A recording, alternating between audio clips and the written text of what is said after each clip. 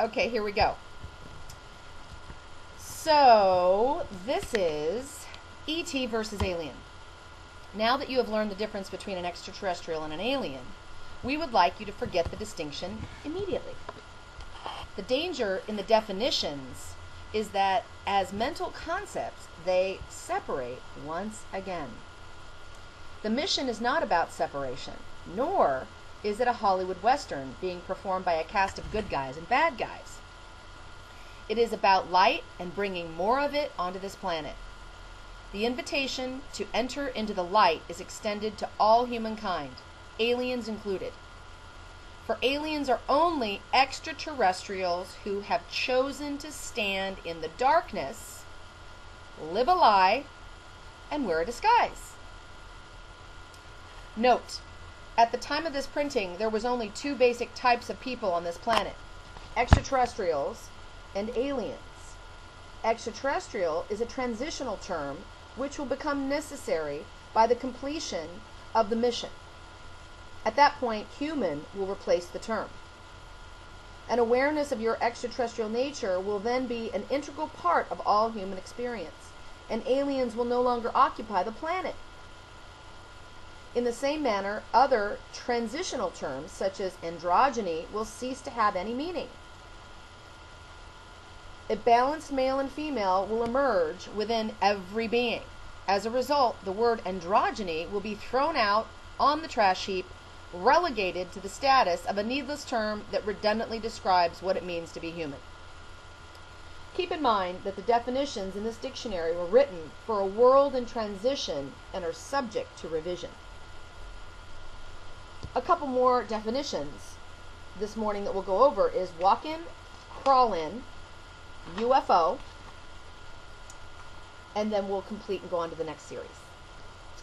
Walk-in. Most of you have probably heard of the term walk-in, but for your benefit of those who have been assigned to some real boondock outposts, we will explain its meaning. Boondock outposts, I know a couple people in the boondocks. A walk-in is a member of the mission who has walked into a body that was previously occupied by another tenant. The main function of walk-ins is to assist ground members who came here in a more conventional manner to awaken to their true identity, hopefully before the mission is over.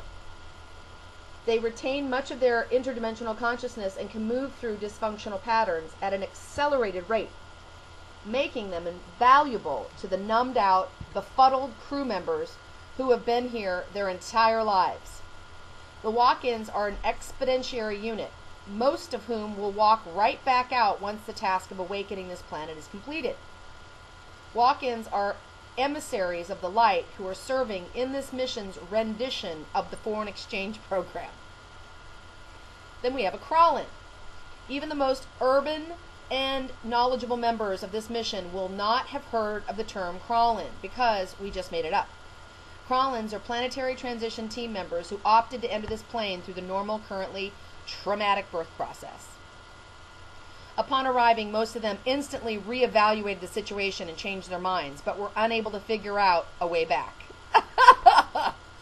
The majority of this group incarnated shortly after World War II, their advent being triggered by the Manhattan Project's birthing of the nuclear age and the subsequent atomic bombing of Japan. Sound familiar to any one of you? They are referred to as the war baby crop, or baby boomers, by the unsuspecting local population. The crawl-ins are the backbone of this mission. If you are reading this, and you are most likely one of them, because the crawl-ins are the ones that necessitated the writing of this manual. Now we have the UFO. Some people on this planet are certain that UFOs are currently visiting this place. Most people feel that this is an absurd allegation of a marginal group whose members are basically nuts. This perception is backed by governmental agencies that swear that UFOs do not exist and have tons of highly classified information to prove it. The UFO advocates justly point out that no government needs secret files on something that doesn't exist. They find it equally absurd for governmental agencies to simultaneously refuse to release such files on the grounds that national security is at stake. Most people have given this slight inconsistency. Most people haven't given this slight inconsistency any thought. going along with the party line under the assumption that the government wouldn't lie and that Father knows best. Mission Control would like to put this matter to rest. The UFO faction is made up of what we call the nuts and bolts people. They are still intrigued with third-dimensional phenomena and are consequently missing the boat while looking for ships. Those who believe there is nothing to believe have been basically brainwashed by officials discrediting of the question and are equally off track. The governmental agencies are lying through their teeth and therefore the most off base of all three factions. Third-dimensional vehicles from other planets do of course exist. However, they are not the ships you should be preoccupied with. If an object can be identified as an unidentified flying object, it is not one of the craft that we control, nor is it a member of the Royal Celestial Air Force fleet. That is the right arm of this mission.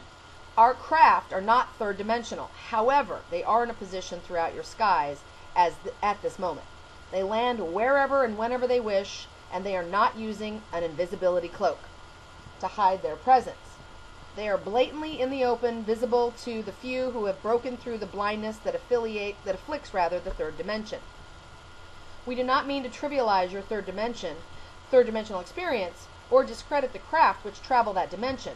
There are many very sweet entities in the third dimension who are assisting with this mission. However, their vehicles are definitely in the General Motors branch of this expedition and not representatives of the mighty force of fifth dimensional craft that now grid your planet's atmosphere.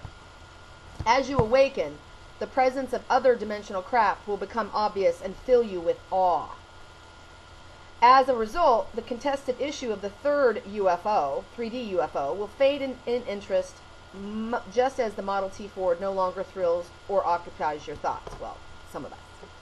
We like the Model T still. Note, the purpose of this piece is not to define UFO, but to clear up some of the planetary provincialism that surrounds this issue. It is also to help prepare you for upcoming scandal of Cosmogate, a disclosure of the intergovernmental cover-up of extraterrestrial presence that is soon to be exposed globally. Because this entry serves another function and is not a true definition, no part of it warranted highlighting. For clarity, we now offer a brief description of the dimensions. The third dimension is the one you are currently living in and transiting out of. It is the one you consider the sum total of reality. The fourth dimension is sometimes referred to as the astral plane and exists as a shadow dimension to the third. Like the third, it is also a dimension of polarity, and is inhabited by what you call spirits and disembodied entities. This dimension has fallen out of favor with the thinking of scientific materialism and has been reduced to the ranks of primitive, superstitious belief, a belief that permeated human myth until you all smartened up and dismissed it. You may be surprised to learn that the truth does not require your belief in order for it to function. And the fourth dimension has managed to carry on despite your rejection. The fifth dimension appears in your symbol system as heaven, and compared to the third dimension, it is. It is a dimension of light and love, and it is free of the illusions of duality and separations. Where we're heading, folks. The fifth dimension is, and it's in us, by the way, the fifth dimension is in no way the end of the line. It is just the step in your planetary evolution. Creation actually contains an infinite number of dimensions, many of which you inhabit simultaneously. We hope this clears the matter up for you.